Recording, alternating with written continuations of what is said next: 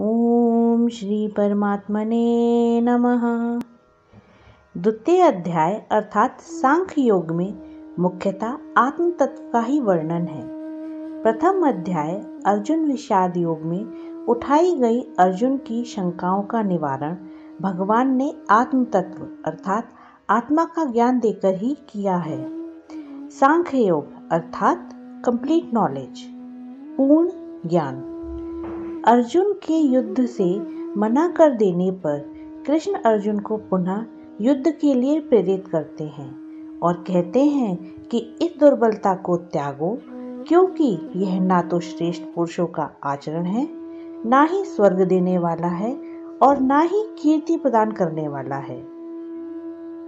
इसके प्रति उत्तर में अर्जुन कहते हैं कि हे माधव, भीष्म पितामह और द्रोणाचार्य मेरे लिए पूज्य हैं। मैं उनसे युद्ध नहीं कर सकता और मुझे यह भी नहीं पता कि यह युद्ध हम जीतेंगे या धृतराष्ट्र के पुत्र जिनको मैं मारना नहीं चाहता।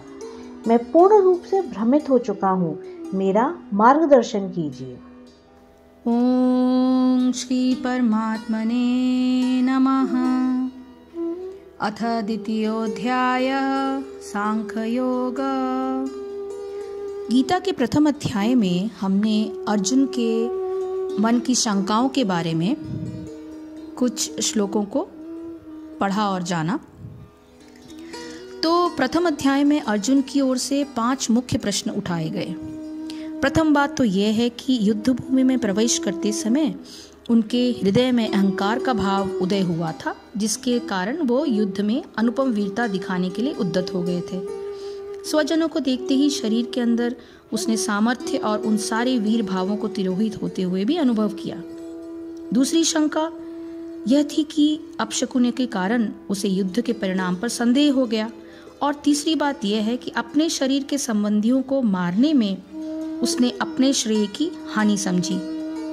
चौथी शंका यह है कि उसने कुल का नाश करने पर अधर्म की वृद्धि देखी और उसके मन में ये घोर संदेह उठ खड़ा हुआ कि युद्ध में जीत जो भी जाए तो उससे अधर्म ही बढ़ेगा, फिर उससे क्या लाभ होगा। उनकी पांचवी शंका यह है कि कुल के नाश हो जाने से कुल धर्म का लोप हो जाएगा और कुल धर्म के नाश से वर्ण संकरता की वृद्धि होगी, जिससे लोग अपने कर्तव्यों से च्युत हो जाएंगे, हट जाएंगे और इसके कारण सबको असंख्य जन्मों तक नरक का दुख भोगना पड़ेगा। इस प्रकार उसने इस युद्ध रूपी कर्तव्य पालन को न केवल हानिकर समझा बल्कि अव्यवहारिक और सिद्धांतों के विचार से अपने लिए गलत समझा। इन कारणों से चित्त विषादपूर्ण हो जाने से करुणा से व्याप्त और अश्रुओं से पूर्ण नेत्रों में व्याकुलता भरकर जब भगवान की ओर देखा तो श्री भगवान ने उससे कहा। श्री भगवान उवाच कुतत्वाकशमलम् इदं विषमे समुपस्थितम् अनार्यजुष्टम् अस्वर्गयम् अकीर्तिकरम् अर्जुन। श्री भगवान ने कहा, हे अर्जुन, तुम्हारे मन में ये कल्मश आया कैसे? कल्मश का अर्थ यहाँ पे जो शब्द जो है कशमलम यूज किया गया है उसका अर्थ यहाँ पे है गंदगी। गंदगी का अर्थ है मन का अज्ञान। तो वो मन का अज्ञान आया कैसे, ये भगवान जो है अर्जुन से पूछ रहे हैं। ये उस मनुष्य के लिए तनिक भी अनुकूल नहीं है जो जीवन के मूल्य को जानता है। तो ये कल्मश तुम्हारे मन में क्यों आया? इससे उच्च लोक की नहीं अपितु अपयश की प्राप्ति होती है। ऐसा कहकर भगवान ने उन्हें उसका तात्पर्य समझाने की कोशिश की। भगवत तत्व ही श्री कृष्ण है। यह बात अत्यंत महत्वपूर्ण है कि जहाँ कहीं श्री कृष्ण भगवान ने कुछ कहा है तो उसे श्री कृष्ण उवाच न कहकर श्री भगवान उवाच कहा गया है। इस विषय में बहुत सी शंकाएं उठती हैं। अधिकांश लोगों की दृष्टि में श्री कृष्ण एक व्यक्ति का नाम है। कुछ लोग उसको दैवी गुणों से परिपूर्ण मानकर ऐसा समझते हैं कि इन गुणों के कारण ही श्री कृष्ण नाम व्यक्ति ने भगवान की पदवी प्राप्त कर ली थी। वस्तुतः धर्म ग्रंथों में जहाँ कहीं भगवान का कोई नाम आया है उसे भौतिक अर्थों में केवल ऐसी ऐतिहासिक समझा जाता है कि उससे परंपरा का निर्वाह होता है। परंतु भारतीय दर्शन में शरीर को नश्वर, अस्थिर, अनित्य और क्षणभंगुर समझते हुए महत्व जीवात्मा का ही समझा गया है। श्री कृष्ण की स्थिति इससे विलक्षण है। जहाँ कहीं श्री कृष्ण, माधव, वासुदेव, ऋषिकेश, मधुसूदन इत्यादि नाम आए हैं, वहाँ पर सच्चिदानंद घन परमात्मा श्री भगवान का ही विचार करना चाहिए। तो भगवान परम सत्य की पराकाष्ठा है।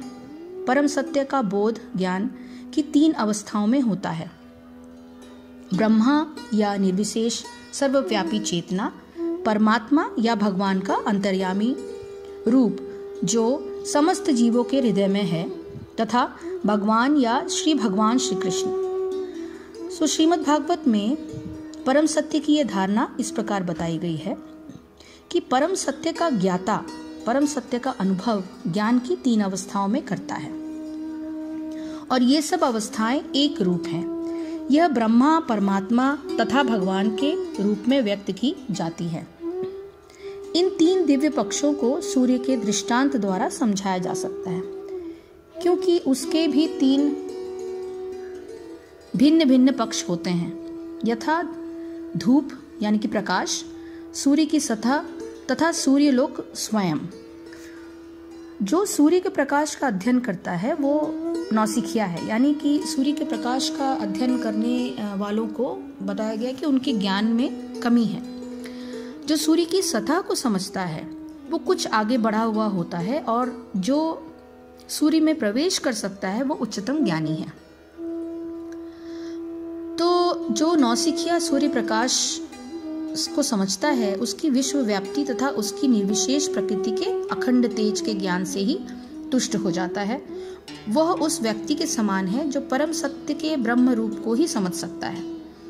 जो व्यक्ति कुछ अधिक जानकार है वो सूर्य गोले के विषय में जान सकता है, जिसकी तुलना परम सत्य के परमात्मा स्वरूप से की जाती है।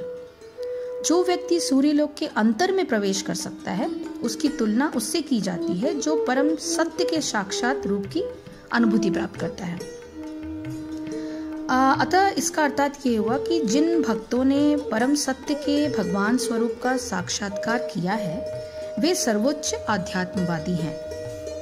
यद्यपि परम सत्य के अध्ययन में रत सारे विद्यार्थी यानी कि हम एक ही विषय के अध्ययन में लगे हुए हैं, सूर्य का प्रकाश, सूर्य का गोला तथा सूर्यलोक की भीतरी बातें, इन तीनों को एक दूसरे से विलग नहीं किया जा सकता। फिर भी तीनों अवस्थाओं के अध्येता एक ही श्रेणी के नहीं होते। अर्थात जो हम सूर्य के बारे में ही पता कर रहे हैं, हम सभी उस चीज़ का अध्ययन करने की कोशिश करते हैं, लेकिन हम सबकी जो कैपेबिलिटीज़ हैं या फिर नॉलेज है, जो ज्ञान है, वो even though the topic is same, पर हमारे ज्ञान का जो लक्ष्य है वो अलग अलग है, और हमारे ज्ञान का जो नेचर है, जो जिस लेवल पे है, वो भी अलग अलग है, even though the topic is same. तो इन तीनों को एक दूसरे से चूंकि अलग नहीं किया जा सकता, और ये तीनों अवस्थाओं के नॉलेज गेनर हम सभी एक ही श्रेणी के नहीं होते। तो संस्कृत शब्द भगवान की व्याख्या व्यासदेव के पिता पराशर मुनि ने की है। समस्त धन, शक्ति, यश, सौंदर्य, ज्ञान तथा त्याग से युक्त परम पुरुष भगवान कहलाता है। ऐसे अनेक व्यक्ति हैं जो अत्यंत धनी हैं, अत्यंत शक्तिमान हैं, अत्यंत सुंदर हैं और अत्यंत विख्यात, विद्वान तथा विरक्त भी हैं, किंतु कोई साधिकार ये नहीं कह सकता कि उसके पास सारा धन, शक्ति आदि है। मतलब किसी भी एक व्यक्ति के पास सब कुछ अवेलेबल नहीं है। एकमात्र श्री कृष्ण ही ऐसा दावा कर सकते हैं, क्योंकि वे भगवान हैं। सो ब्रह्मा, शिव या नारायण सहित कोई भी जीव कृष्ण के समान पूर्ण ऐश्वर्यवान नहीं है। अतः ब्रह्मा संहिता में स्वयं ब्रह्मा जी का निर्णय है कि श्री कृष्ण स्वयं भगवान है, न तो कोई उनके तुल्य है, न उनसे बढ़कर है। वे आदि स्वामी या भगवान हैं, गोविंद रूप में जाने जा सकते हैं और समस्त कारणों के परम कारण हैं। ऐसे अनेक पुरुष हैं जो भगवान के गुणों से युक्त हैं, किंतु कृष्ण परम है, क्योंकि उनसे बढ़कर और कोई नहीं। कलेव्यमास्मगमः पार्थ नैतत्त्वयुपपद्यते श्रुत्रं हृदये दौर्बल्यं त्यक्तत्वोत्तिष्ठ परन्तपः। इसलिए हे अर्जुन, नपुंसकता को मत प्राप्त हो, यह तेरे में योग्य नहीं है। हे परंतप, हृदय की शुद्र दुर्बलता को त्याग कर युद्ध के लिए खड़ा हो। तो हृदय की दुर्बलता को त्यागने का आह्वान श्री कृष्ण अर्जुन में डालने की कोशिश कर रहे हैं।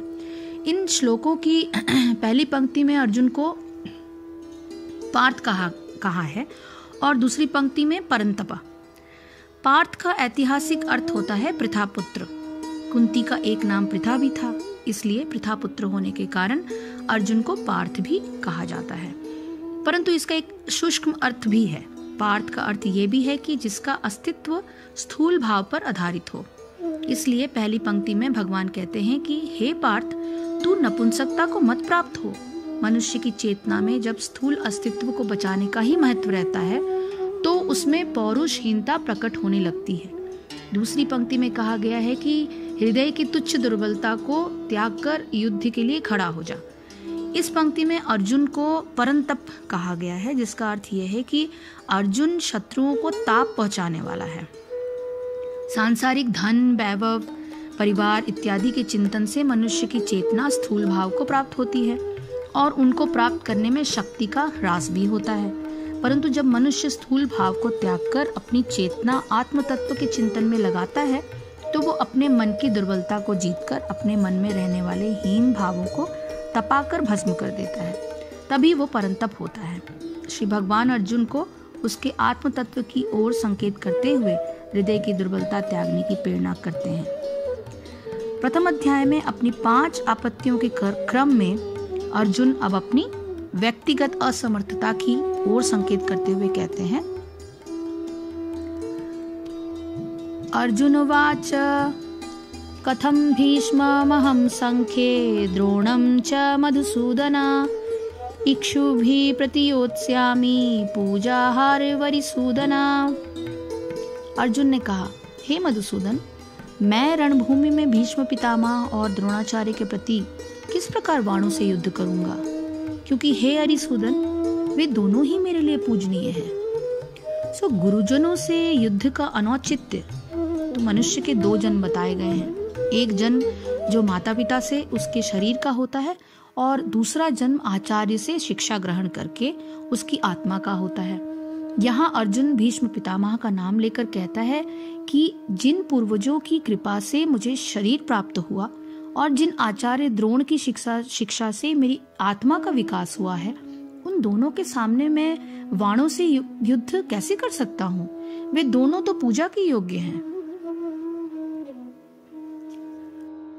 आगे के श्लोकों में अर्जुन गुरुओं के प्रति अपना रेस्पेक्ट और अपना स्नेह, अपना जो भी भाव है वो प्रकट करते हुए कहते हैं कि मैं गुरुजनों की हत्या का घोर पाप अपने शरीर पर नहीं ले सकता। मैं उनसे सीखे हुए सारे चीज़ों को उन्हीं के ऊपर लागू नहीं कर सकता।